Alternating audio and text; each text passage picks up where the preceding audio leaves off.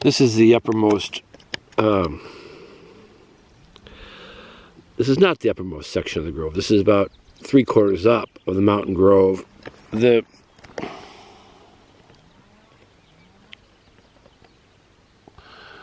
top is up there, and it's pretty inaccessible right now. That needs a deep clean. Right now we're cleaning part of the grove that was cleaned 4 or 5 years ago, partially cleaned.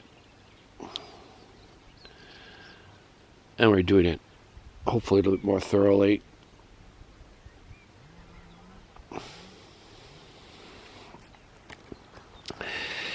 These are some of the invasive plants right here.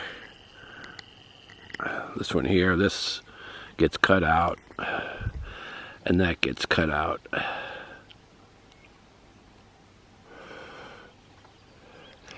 And here's a tree that's been overcome with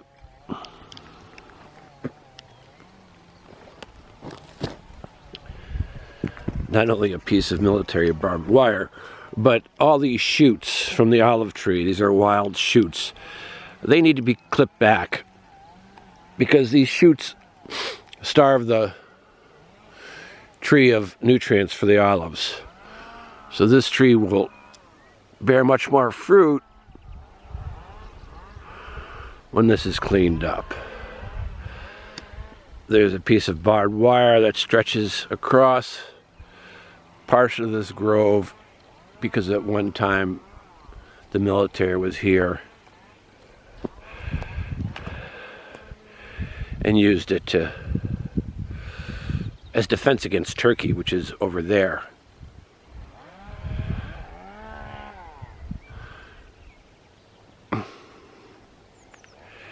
Today you can't see Turkey, but normally you can see Turkey, and Chios is straight on there.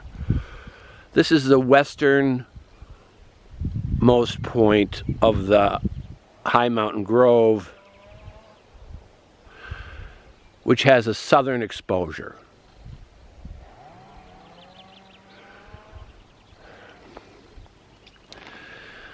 Olive production in Greece is different than in Italy.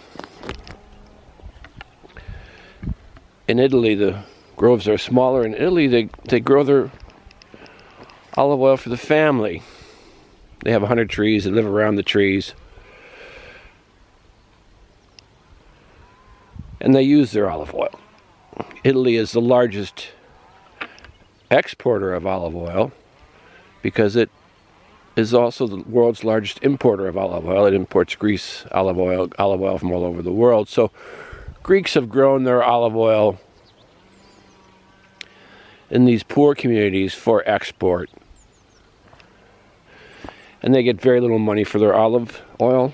Last year it was under €2 a liter, or as a kilo. For that reason, a lot of groves fall into disrepair, as this one has. You can see these shoots coming off this tree. That all has to be taken down, the shoots, to protect it. Eventually little vines join together, a committee of weeds, each doing a different task, but eventually climbing up the tree and killing the tree. So for that reason, around the base of all trees need to be cleaned like that. Even the grass can go, but right now that's not so important. It's the invasive weeds. Here,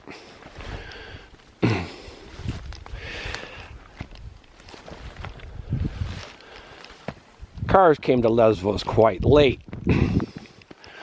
I think in the 1970s was the first car in Vriza. For that reason, all transportation in and out of these groves was done with donkeys. There are donkey trails. Donkeys are very sure-footed animals. And the farmers would load the olives onto the backs of the donkeys and carry them to the mill in a train of donkeys carrying the olives to the press. In olive picking season, the farmer would spend the night in the grove in a structure like this.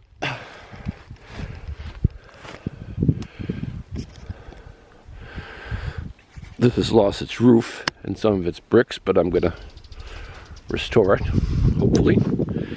It would have a little place like there to burn, to keep himself warm. Some of them had little ovens, but they all had roofs. Here are the old timbers. So the father would stay in the grove at night so he could be picking in the morning early. And the donkeys would return and they would fill the donkeys up again, load them up, and walk them out. Even that road down there was once more of a donkey path, but now it's a full road. Dirt road, but full.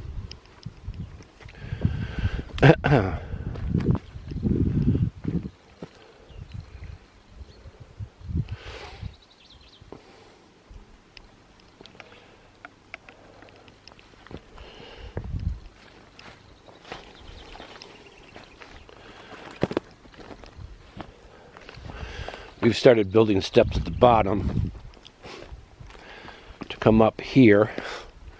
It's going to take a while.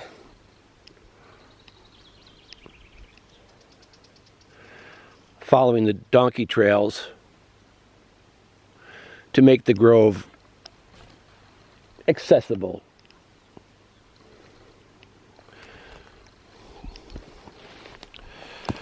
To more people. To make it accessible to myself. It's very steep, and up and down is tough on the knees.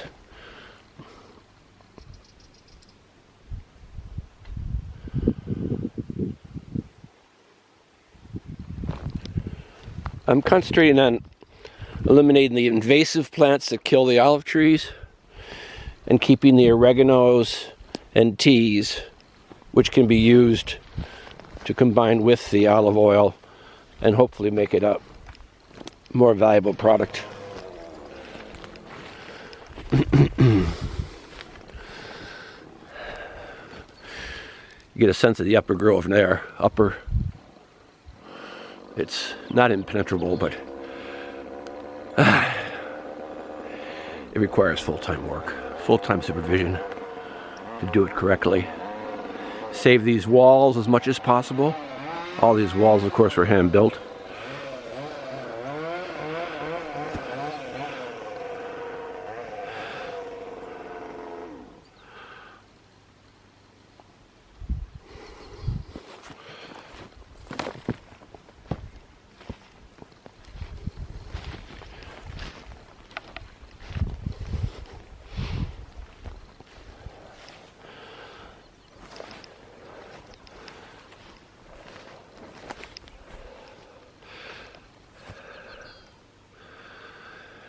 Now this olive tree, here in Greece, that would be considered a trimmed olive tree.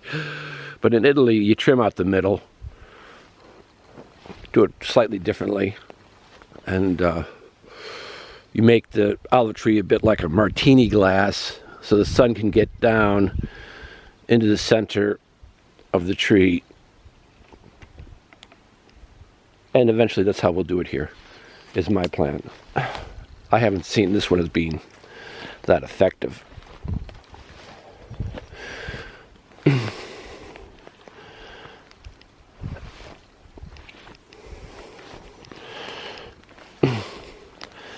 This is some of that invasive weed. This little clingy stuff. Little thorny stuff.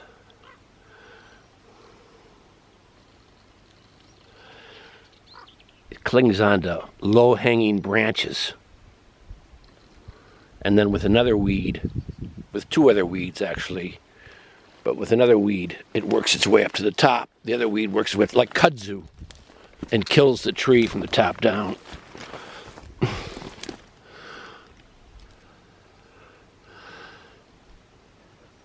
That's a healthy tree. It's not uncommon to have those little declivities. I don't know why that happens.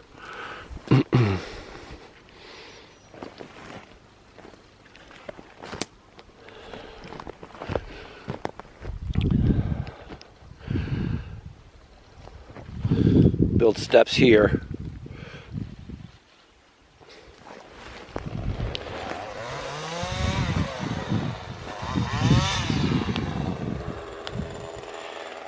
Here's one of those invasive weeds. These just grow wild all over the place.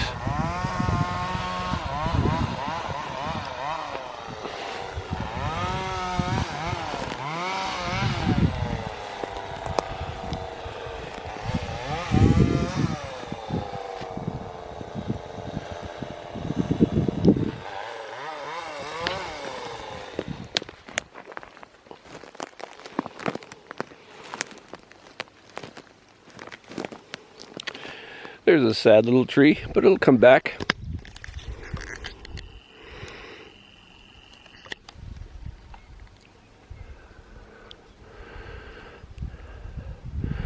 Right next to a very old tree.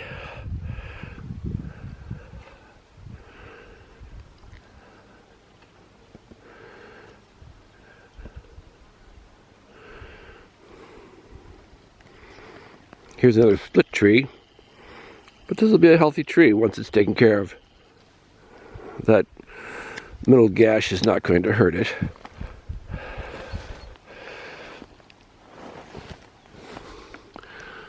See light all the way through there.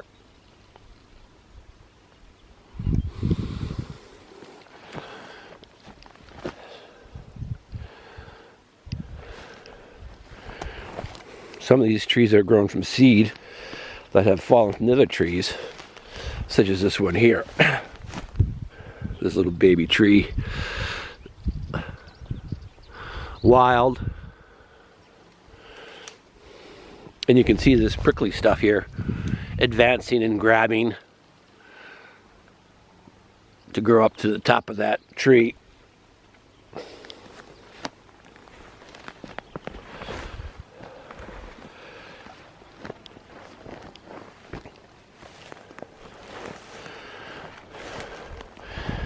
Here's some fresh oregano. There are two types of oregano here. This is fresh oregano. Wild.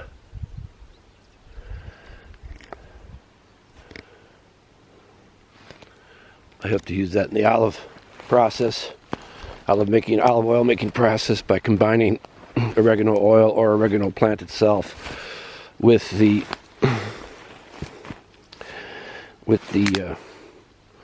olive oil to make a higher value product at little cost, just harvesting what's here. Here's two of the invasive weeds working together, one climbing up the other.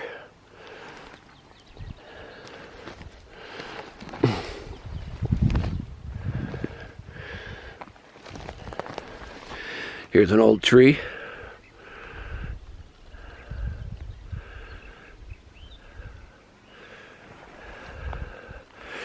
It's said that there's 11 million olive trees on Lesvos. I don't believe it, but there's a lot.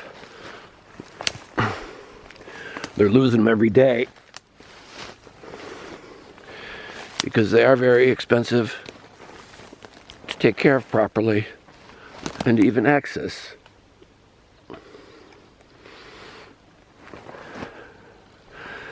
Think of the man hours to build this wall.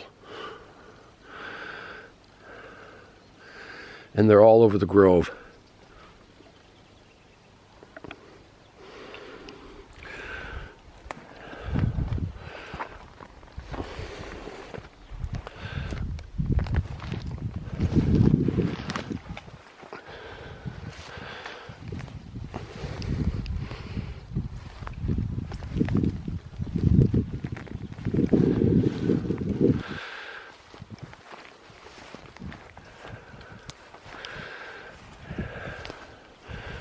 It's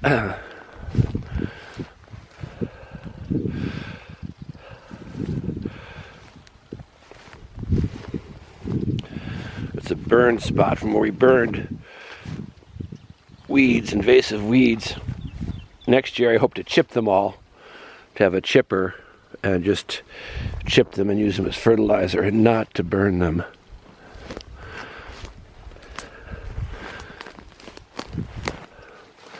A lot of the wood is saved and used by the farmers to heat their house in winter still.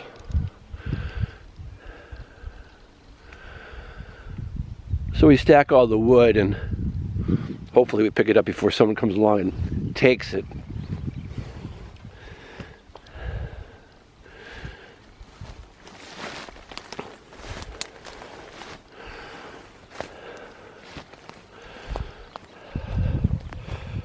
So the idea is to cut back the invasive and to save and promote the growth of complementary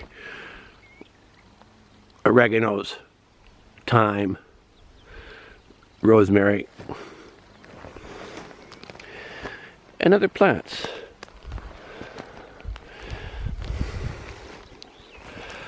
Now here's a pile of waste to be chipped. We can't burn right now because the season's too dry. We started burning here too easily. A tree could catch fire. And this whole area could be swamped by fire. This is where we started from up there.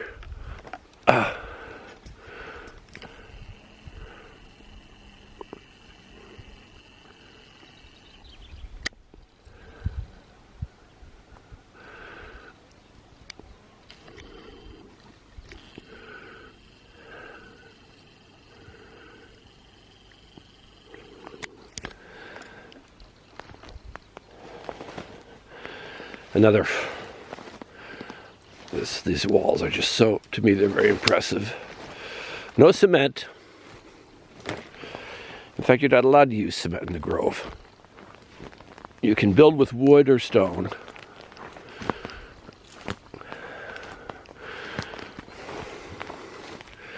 That tree's been scorched by fire. That tree as well. Not a good thing. We got a very late start in the season because all the guys were just so busy with picking olives.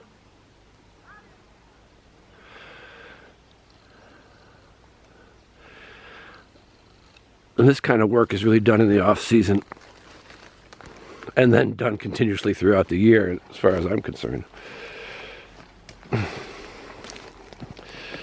This is an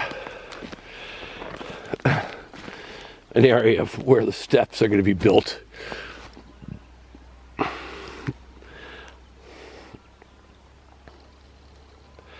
This is a boundary line between two groves, which are now one. All these stones are placed here to demarcate that boundary, but now we'll change them into steps. And we'll add steps here where some of the wall has fallen away.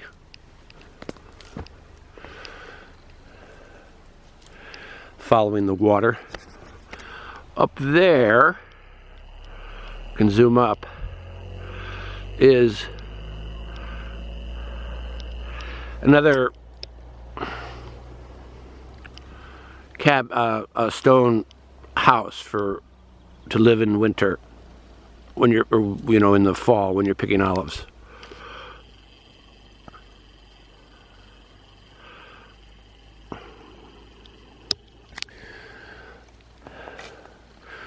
More stuff to be taken care of.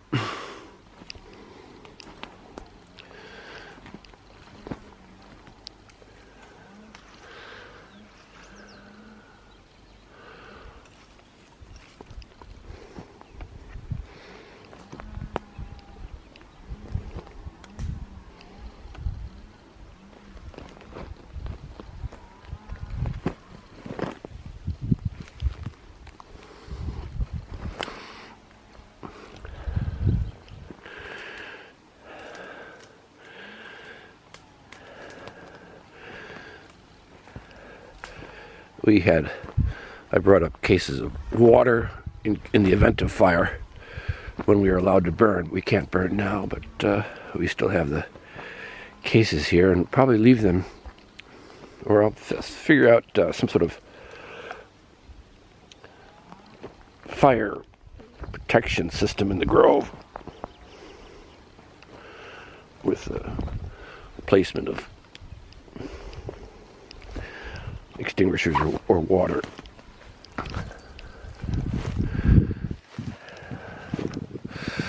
This is the neighbor. This is the grove. A different farmer. You can see he used the Italian method by emptying the middle of branches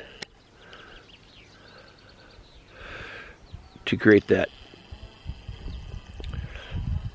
martini glass interior.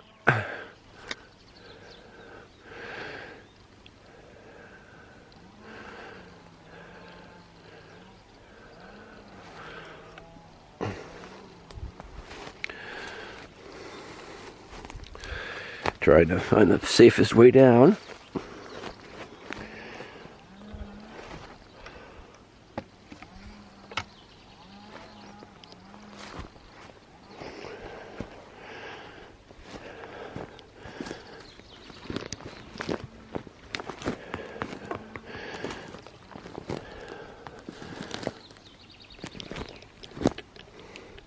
Invasive plant.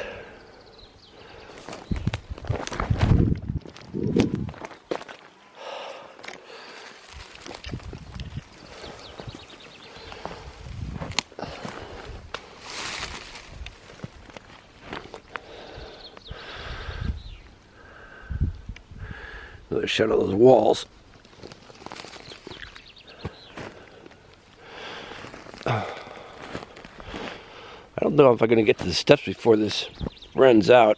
It's about a 24-minute limit. If I do, I'll just resume it. We're at 23 now. We're getting very near to where the steps begin, or the beginnings of the steps begin, but we're not there yet.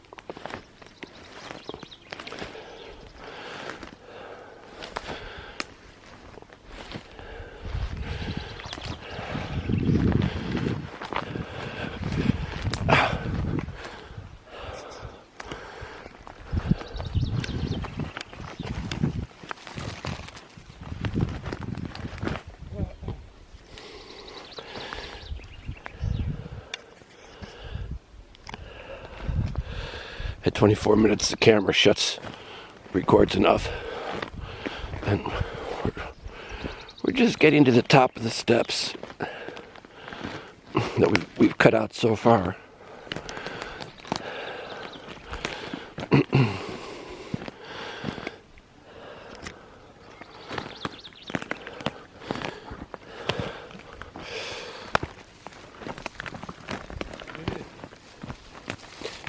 Just a minute.